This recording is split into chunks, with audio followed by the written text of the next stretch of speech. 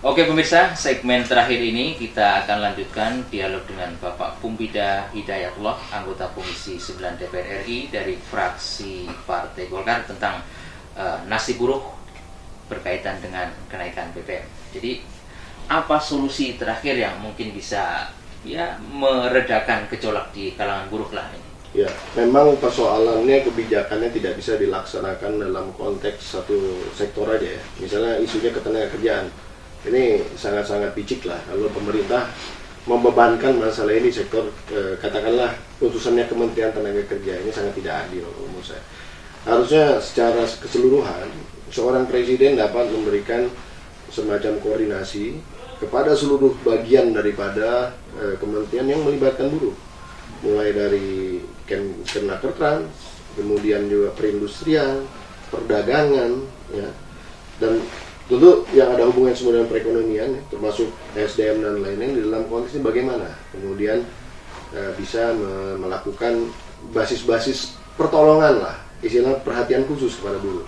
Karena itu kan sebenarnya janji presiden sendiri. Presiden sudah beberapa kali di dalam statement-statement formalnya itu menjelaskan bahwa buruh ini harus diperhatikan, buruh ini tidak boleh ditinggal dan lain-lain. Bahkan jargon daripada kabinet ini kan adalah pro growth, pro job. Jadi penciptaan lapangan pekerjaan, pro growth untuk terhadap pertumbuhan, tapi pro job juga istilahnya.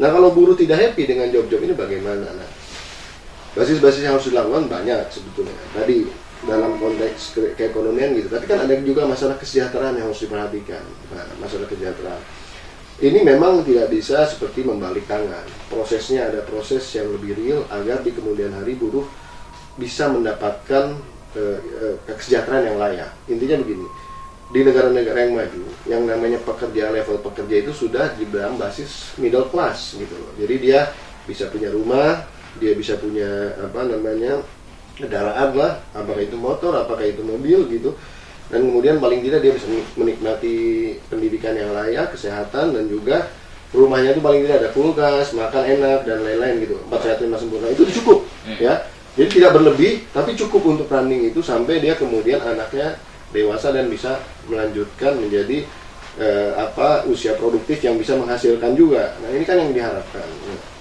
Bagaimana kita mendesain ke sana? Jadi solusinya nggak bisa karena ini BBM naik, nggak BBM naik, kita solusinya gimana?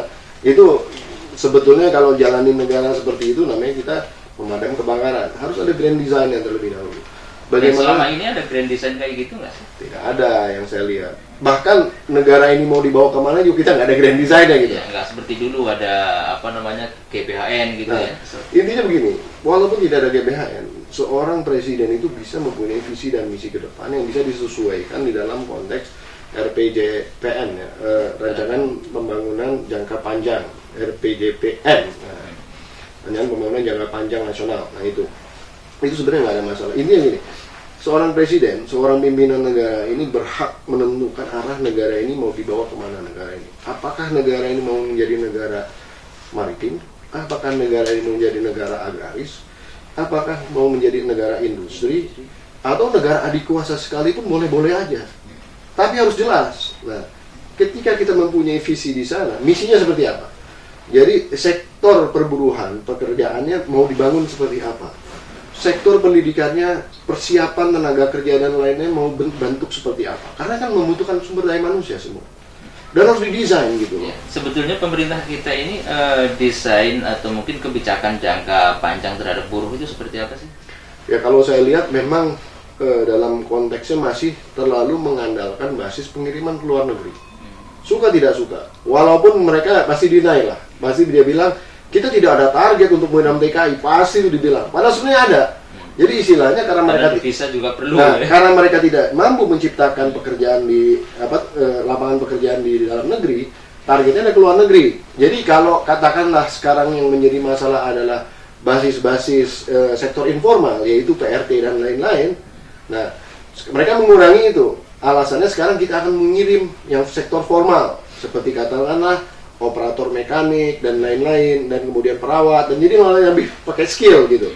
Tapi kan ini bukan berarti kita berhasil gitu loh. Targetnya salah sekali kalau menurut saya. Berarti memperkaya negara lain. Nah, tetap kita akan menjadi budak di negara lain, tidak menciptakan istilahnya tidak menaikkan marwah bangsa ini menjadi pemilik bangsa gitu. Tapi kita justru serving bangsa lain gitu loh. Padahal kalau kita budidayakan, kita budayakan di negara sendiri, efek dominonya akan semakin. Betul. Saya tanya aja, Les. Cina itu jumlah penduduknya berapa? Kan 1 miliar lebih. 1,4 kan kira-kira kan, betul. Tapi ada TKI-nya, TKC-nya nggak? Tenaga kerja Cina di luar negeri? Nggak ada kan? Mereka tidak mengirim tenaga kerja ke luar negeri. Tapi yang mereka kirim adalah perusahaan-perusahaan yang mereka ekspansi ke luar negeri.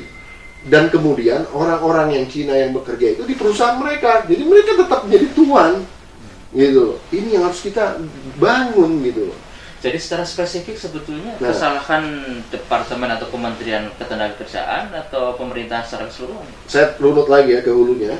Persoalannya sebenarnya kita tidak stabil di dalam konteks mendesain basis energi di Indonesia. Kekurangan energi inilah yang membuat kita terbentur di dalam berbagai macam. Kita tidak bisa membangun yang namanya industri, misalnya. Bukan, istilahnya energi yang kita miliki ini tidak bisa dikonversi menjadi industri yang menyerap tenaga kerja. Coba aja sekarang, kalau ada kita mau bangun industri, minta listrik setengah mati. Gitu loh, intinya kayak gitulah. Nah kalau ini sebenarnya bisa, kan ESDM beberapa kali, jangan ekspor mineral-mineral ke luar negeri, ya kan? Kayak nikel lah, harus buat smelter katanya. Oke, kita buat smelter mau, tapi listriknya mana? Listriknya suruh buat juga, ya setengah mati lah orang. Harusnya listrik itu adalah tugas dari negara gitu. Ketika ada kebijakan hilirisasi yang jelas terhadap suatu kebijakan itu, disuplai lah energinya gitu. Ini energinya kita masih biartet kan sebetulnya. Nah, dan sumber-sumber energi kan banyak sekali sebetulnya. Banyak sekali. Pemanfaatan renewable energy dan energi alternatif yang tidak maksimal. Grid yang sangat-sangat tidak efisien. Mekanisme grid, sistem grid ini kita perlu upgrade gitu supaya lebih efisien. Dan masalah-masalah tadi sumber-sumber energi yang dijual murah ke luar negeri, ini harus menjadi PR pemerintah ke depan untuk bisa mendesain di mana kemudian soalnya gini, suka atau tidak suka, kalau kita punya industri yang kuat, punya lapangan pekerjaan yang kuat. Tadi saya bilang kalau kita misalnya prioritasnya negara agraris, kalau kita punya pertanian yang kuat pun itu akan menyerap tenaga kerja juga gitu loh. Karena apa? Pertanian yang kuat itu harus didukung oleh industri pertanian yang kuat juga. Itu akan menyerap tenaga kerja juga sebenarnya. Nah ini secara sistem harus didesain secara holistik supaya semua terakomodir ya. Mau ke arah maritim juga tetap akan perlu tenaga kerja, mulai dari penangkapan ikan, yang mengoperasikan kapal, kemudian yang urusan transportasi laut gitu dan lain-lain, sampai ke processingnya, sampai sebenarnya harus didesain dengan baik dan itu harus ditata dalam bentuk kebijakan-kebijakan yang nyambung. Kadang-kadang kan muncul kebijakan yang di sini bagus, di sini tidak, di sini bagus, di sini ini. Nah ini tugasnya pemerintah sebenarnya. Oke, ke depan saya kira mungkin Anda setuju ya bahwa pemerintah ini janganlah lagi-lagi membebani rakyat ya dalam situasi yang kurang menguntungkan. Kalau begitu kaitannya dengan kenaikan BBM mungkin ada sesuatu pesan yang ingin Anda sampaikan kepada para buruh, silakan. Ya, saya berpesan kepada teman-teman buruh dan bekerja di seluruh Indonesia agar mendukung proses kenaikan BBM ini dalam konteks kita menjaga harkat dan martabat bangsa ini sebagai satu negara yang tetap berdiri, dikarenakan basis-basis keberadaan bangsa ini harus dijaga. Tapi bersama-sama mari kita juga memperjuangkan hajat hidup buruh jangan sampai terganggu dari kenaikan BBM ini. Jadi intinya daripada kita tolak dan tidak ada solusi, akhirnya terjadi stagnansi di dalam konteks perjalanan bangsa ini.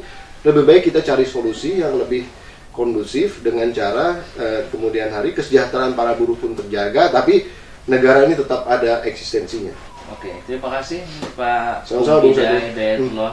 Mudah-mudahan diskusi yang singkat ini bisa bermanfaat dan Anda bisa kembali lagi ke dapilnya besok mungkin hari Sabtu Minggu. Iya, besok saya mungkin belum bisa berangkat. Belum bisa berangkat. Oke, dan pemirsa demikianlah diskusi kami kali ini. Mudah-mudahan bermanfaat buat Anda sekalian dan kita tunggu detik-detik kenaikan BBM dan bagaimana dampaknya kepada masyarakat. Sampai jumpa. Terima kasih. Assalamualaikum warahmatullahi wabarakatuh. Waalaikumsalam.